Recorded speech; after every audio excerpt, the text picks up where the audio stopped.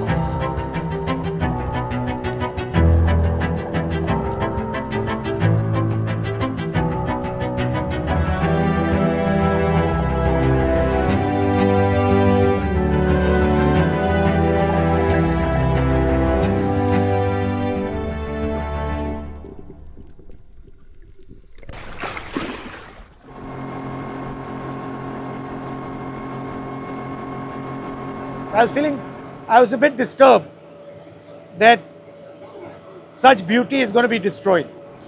I was like, more and more people should experience this. I don't think people understand, certainly the government doesn't understand.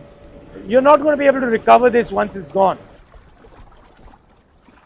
Some tribal people came to see me and they said, listen, we want you to go to the Andaman Nicobar Islands and we want you to see what is going on, the ecological damage that is going on in the Andaman and Nicobar Islands. I've always had a sense that when someone is telling me, come and see what's going on, I always like to go and see with my own eyes.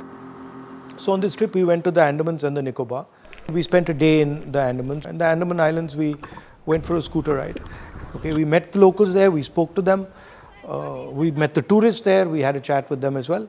We are 100% on board with pushing and developing facilities for ecologically balanced tourism in the Andaman Islands.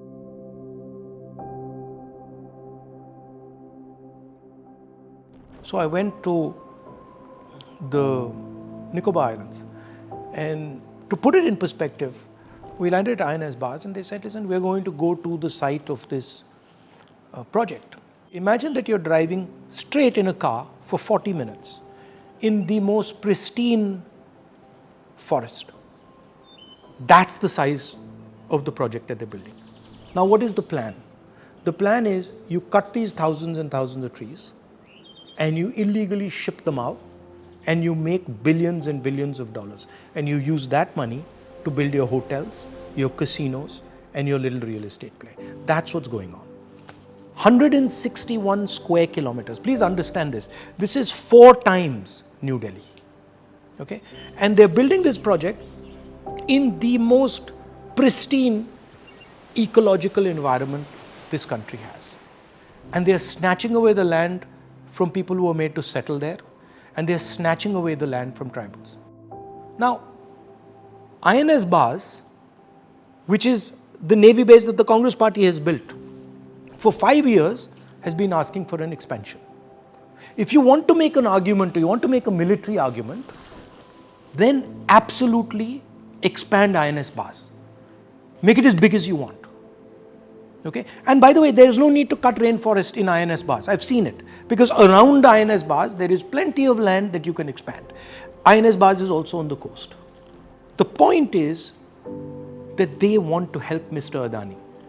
And these criminals are hiding behind the navy, behind the forces, to steal Indian land. That's what's happening. They're saying they want to build a port, a transshipment port. It's a non-starter because they are already building a port in Kerala, which is on the mainland. So that's the first lie. The second point, please explain to me, where do hotels, rest houses come in to the defense of our country? How are they correlated? The other lie that they're telling is that this forest has 145 trees a hectare, which is basically a lie.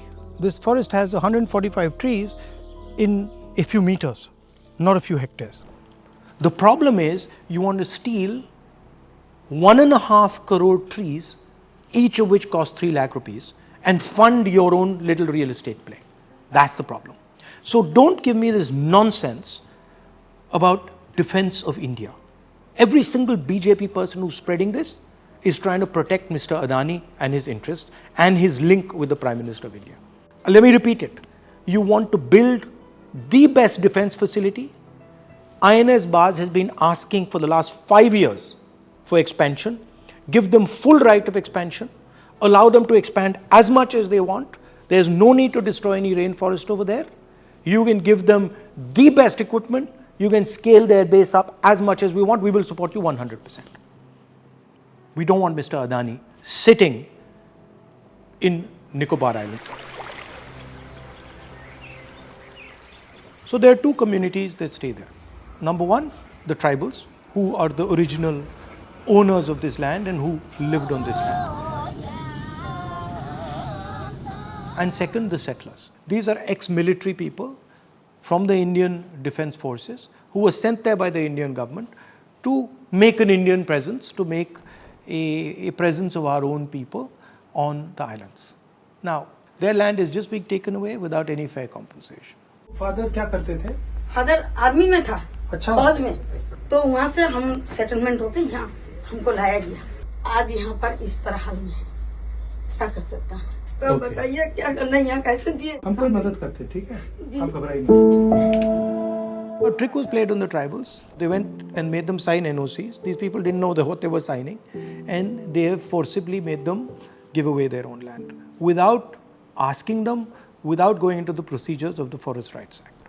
We were told that the FRA was not used, it was misused, people were not asked questions. Can you give us, how you feel the FRA was not used? The FRA is very clearly modeled and is given a format as to how an FRA process or a meeting and for a Gram Sabhas can take place. Secondly, the meetings that were were conducted under the Gram Sabhas of Lakshmi Nagar, Shastri Nagar, and other settler community villages where there's no tribal community who has rights over the forest.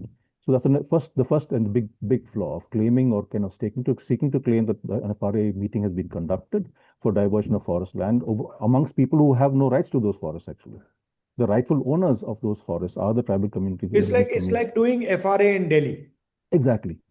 That let's not do it in Chhattisgarh or Jharkhand. Let's do it in Delhi. Really, and you and I are people who are non-tribals are being who are responding on behalf of somebody else. It doesn't make sense at all. Right. So the second issue is just having one person on board as a tribal community person, as a representative of the entire tribal community is also not correct. There are stipulated norms and the numbers of people who will be present in those lands, and one person can't sign off on the lands of diversion of somebody else's lands. Yep. So it's a very clear-cut violation of the norms and the rules through the FRA.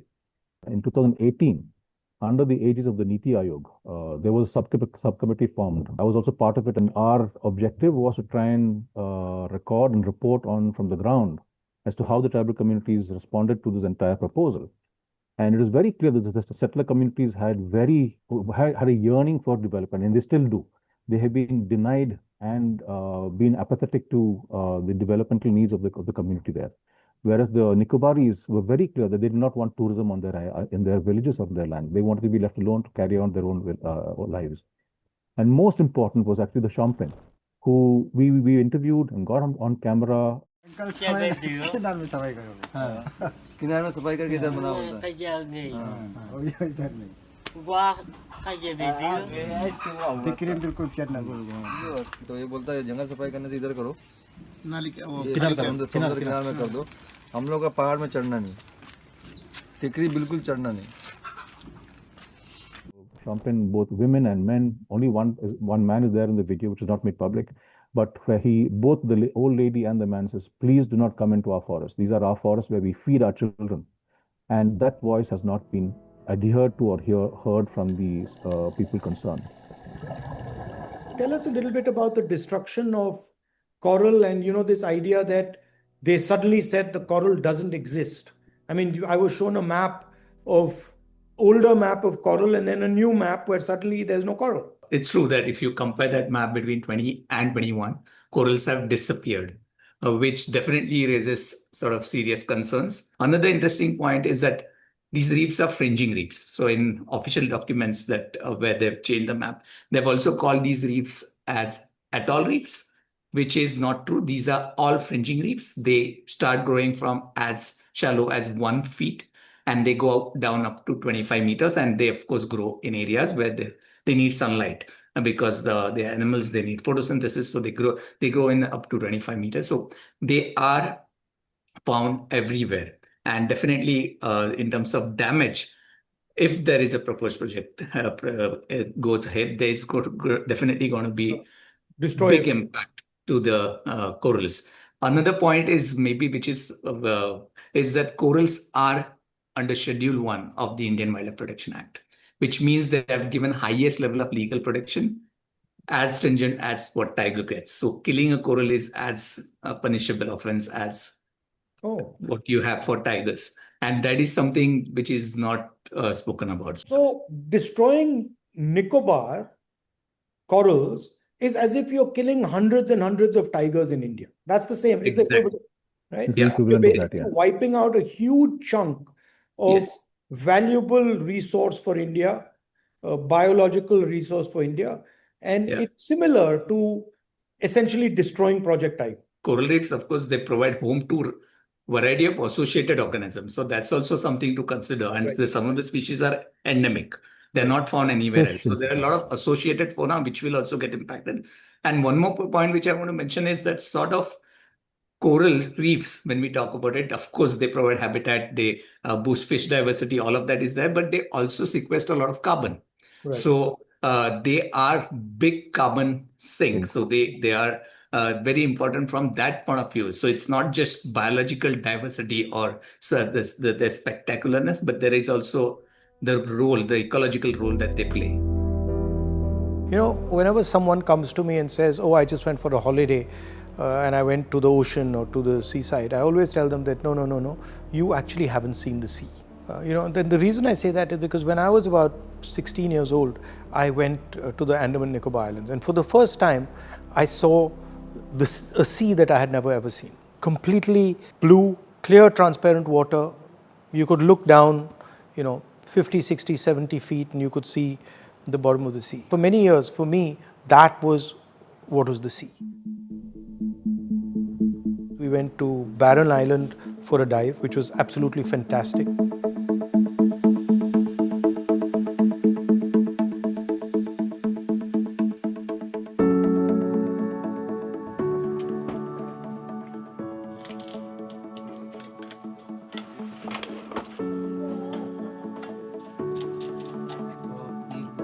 It's a little advanced, I would say, challenging dive site. And I got to know you're an advanced diver and used to take I'm a dive photos. master. Oh. I became a dive master in college.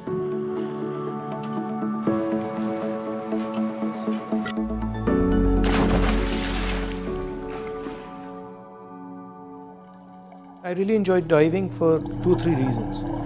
One is it's technical. If you are an experienced diver, you're generally diving on the edge. You're diving close to where risk is. So I like that aspect of it. It's like another planet. The fish are doing their own thing. Each one has its own little sphere. They're fighting with each other. They're running from each other. They're friendly. So it's a completely different universe. It's a beautiful universe. In fact, pretty much anybody who's seen it with his own eyes is hooked. So for me, swimming or diving or free diving are going back to your origins and being comfortable in your roots. And that's how I think about forests or animals or jungles. This is not something that is detached from us. This is part of us. I learned this from the tribals. One day I was having a conversation with some tribal people and I asked them, why are you getting so upset if they're cutting trees? And one of the tribal ladies says to me, you don't understand, but when they cut trees, it's as if they're cutting us. It's as if they're cutting my own stomach. And that's actually the reality. Because what people don't realize is when you go around cutting trees, when you go around killing animals, you're actually cutting yourself. And you might not see the consequences of this immediately, But you will see the consequences of it 10 years, 15 years, 20 years later. Certainly your children and their children are going to see the consequences. Also, the thing is, in our philosophy, unlike the Western philosophy, you can listen to the sea, you can talk to the sea. In Western philosophy, the sea is something to be exploited, something to be used, something to be conquered. In our philosophy, you are the sea.